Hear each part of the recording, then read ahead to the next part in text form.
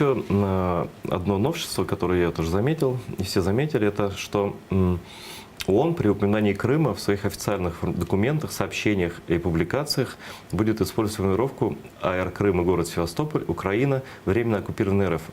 И рекомендует то же самое всем государствам, другим международным организациям. А раньше этого не было? Вот я как раз, когда говорил об оккупации, я ссылался именно на этот пункт. Действительно, сейчас употребляется формулировка, что там АРК Крым и Севастополь в скобках Украина. Угу. Новизна в том, что добавляется элемент оккупированной Российской Федерации. И это на самом деле большое достижение, я объясню почему. Вот у меня был конкретный случай в Совете Европы, где я работаю, представляю Украину.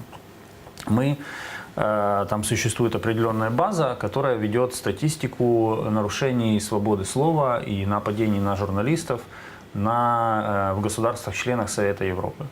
И мы хотели, чтобы на странице Украины было маленькое объявление, да, что случаи давления на свободу слова, происходящие в Крыму, за них ответственность несет Россия, которая оккупировала Крым и Севастополь.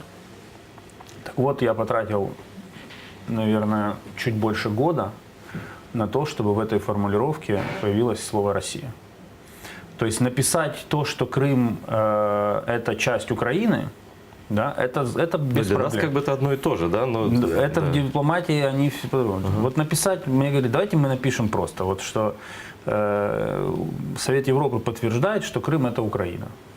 Я говорю, нет, напишите, что Россия оккупировала Крым.